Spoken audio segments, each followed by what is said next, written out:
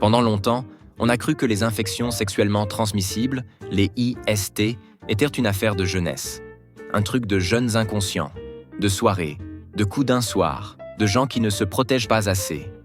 Mais depuis une dizaine d'années, un phénomène surprend les médecins. Les IST augmentent chez les plus de 50 ans. Certaines infections, comme la chlamydia, la syphilis ou le VIH, progressent plus vite dans cette tranche d'âge que chez les 20 ou 30 ans. Comment expliquer ça? Pourquoi, à un moment de la vie où on se croit hors de danger, le risque revient frapper à la porte? 1. Le grand malentendu. À notre âge, ça ne nous concerne plus. C'est sans doute la cause principale. Après 50 ans, beaucoup de personnes se sentent enfin libres.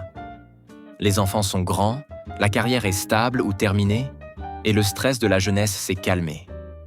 Alors quand une nouvelle relation arrive, c'est souvent avec un sentiment de légèreté, de confiance, parfois même de renaissance. Mais cette liberté s'accompagne d'un relâchement de la prudence. Les préservatifs disparaissent, les tests de dépistage sont oubliés, et les discussions sur la santé sexuelle deviennent gênantes ou inutiles.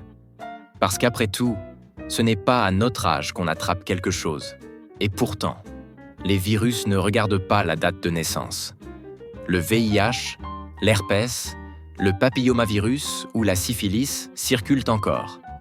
Et quand personne ne se protège, ils trouvent un terrain idéal. La confiance. Les chiffres le prouvent. En France, le nombre de nouveaux cas d'IST chez les plus de 50 ans a doublé en 10 ans. Aux États-Unis, c'est encore pire. Plus 300% de syphilis depuis 2005 chez les seniors. Ce n'est pas une coïncidence, c'est une tendance mondiale.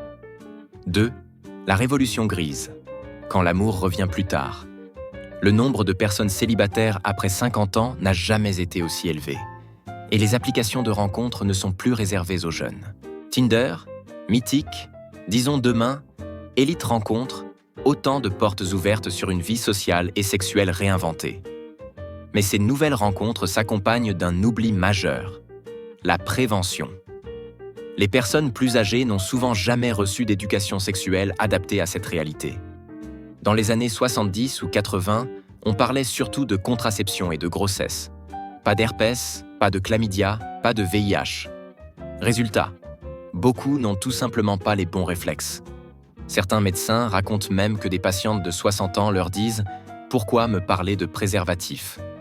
Je ne peux plus tomber enceinte. » Ce qu'elles oublient, c'est qu'un préservatif, ce n'est pas un contraceptif. C'est un bouclier. 3. Le corps change, la biologie aussi. Il faut aussi parler du corps, parce que la science explique une partie du problème. Avec l'âge, le système immunitaire devient plus lent, moins efficace. Les muqueuses génitales, notamment chez les femmes après la ménopause, deviennent plus fines, plus sèches, plus fragiles.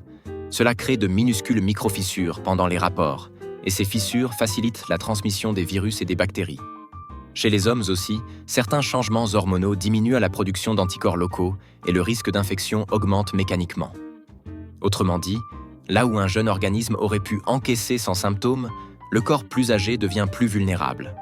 Et le problème, c'est que beaucoup de ces infections sont asymptomatiques. Pas de douleur, pas de fièvre, pas de signes visibles. Mais pendant des semaines, voire des mois, elles continuent de se propager. 4. Le poids du silence. Peut-être la cause la plus insidieuse. Parler de sexualité à 50, 60 ou 70 ans, c'est encore perçu comme gênant, déplacé, voire ridicule. Les gens n'osent pas dire à leurs médecins qu'ils ont une vie sexuelle active. Et les médecins n'osent pas poser la question. Résultat, les dépistages ne sont pas faits, les traitements arrivent trop tard et les infections circulent discrètement. Certaines personnes découvrent leur maladie lors d'un bilan pour autre chose.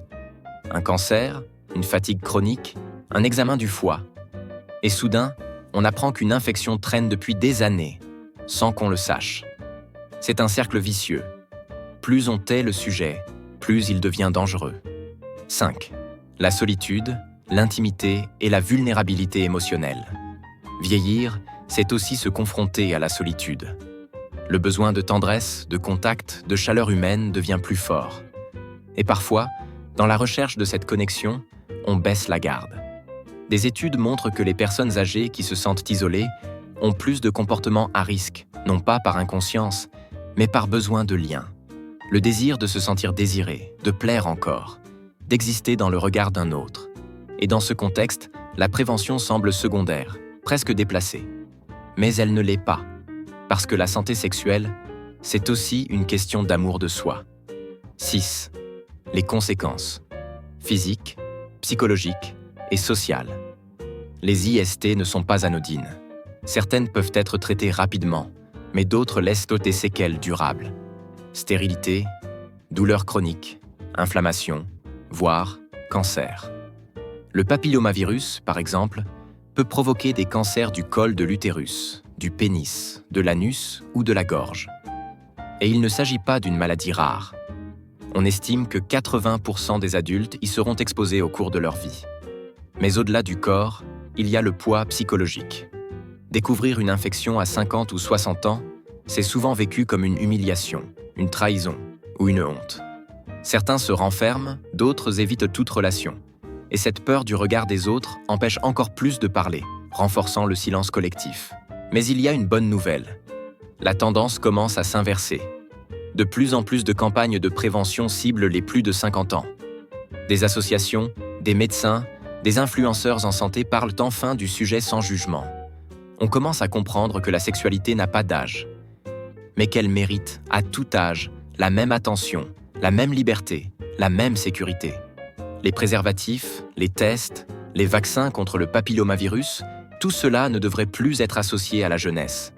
C'est une question de respect de soi, de confiance dans le couple et de santé publique. Vieillir ne signifie pas s'éteindre. Cela peut être une période d'équilibre, d'amour apaisé, de sensualité assumée, mais pour ça, il faut briser le tabou. Les infections sexuellement transmissibles n'ont pas d'âge.